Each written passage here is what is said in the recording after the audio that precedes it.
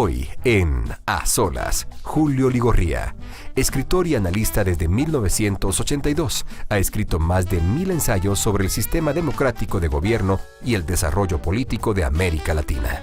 Así como también es autor de 2 libros, Caminos de Libertad y Estrategia Política. Ligorría es un experto consultor en diseño estratégico y manejo de crisis. Ha sido consultor en diseño estratégico de 8 candidatos presidenciales en América Latina, de los cuales 6 han llegado al poder. Ha conocido y conversado personalmente con 4 presidentes de los Estados Unidos y se ha entrevistado con más de 30 gobernantes de diversos países. Como consultor en crisis en Latinoamérica, ha defendido con éxito patrimonios que sumados llegan a más de $5.000 millones.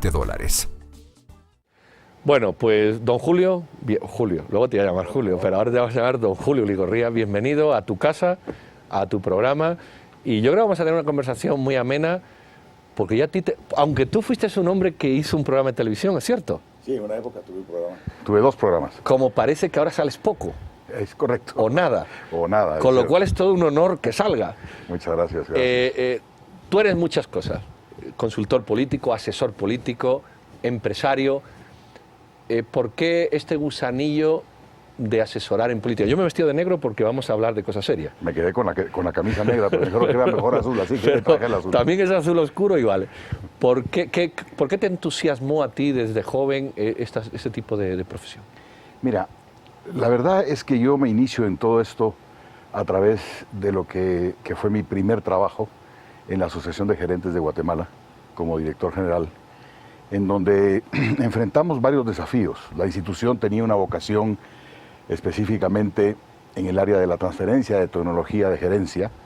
Estábamos asociados, vinculados a la American Management Association, que es una organización americana que nos enviaba instructores de las mejores universidades de Estados Unidos a entrenar gerentes en Centroamérica.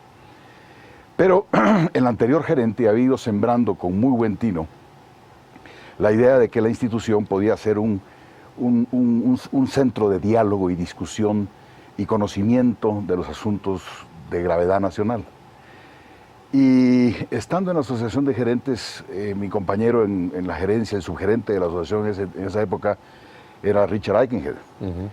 Y ambos pues fuimos avanzando mucho en la idea de que teníamos que fortalecer más ese desarrollo institucional. Guatemala no vivía en democracia, el régimen era el régimen del general Romeo Lucas García, había una guerra cruenta en el país y había una aspiración sentida de que Guatemala tenía que vivir en democracia. Y a través del conocimiento, de la cercanía con los líderes políticos de la época, que se asomaban, Vinicio Cerezo Arévalo, Jorge Carpio Nicol, Jorge Serrano Elías, excelentes todos, excelentes todos. Fuimos avanzando y propuse en aquella época el lanzamiento en nuestra convención anual del primer diálogo de candidatos a la presidencia en la historia del país. En ese momento, estos candidatos que he mencionado únicamente eran líderes nacionales que emergían de la sociedad civil y de los organismos intermedios, y quienes realmente jugaban un rol eran los militares y candidatos de derecha o extrema derecha. De tal suerte que ese debate presidencial, que era una lucecita al final del túnel que decía democracia, pero que era un ensayo en medio de aquella cruenta guerra, de aquella confrontación nacional, lo integraron el general Aníbal Guevara, el panel de discusión, como candidato presidencial oficialista, el arquitecto Gustavo Anzueto Bielman, de la Central Auténtica Nacionalista, que había sido un partido fundado por el general Carlos Arana Osorio, el licenciado Mario Sandoval Alarcón, del Movimiento de Liberación Nacional, que, digamos, representaba a la extrema derecha, y por la Democracia Cristiana se presentaban, Alejandro Maldonado Aguirre, y de vicepresidente creo que tenía a Ramiro Ponce Monroy. Ellos eran los 4 que aparecían en ese panel, que se celebra en enero del 82, y en marzo del 82 se produce el golpe de Estado. El golpe de Estado.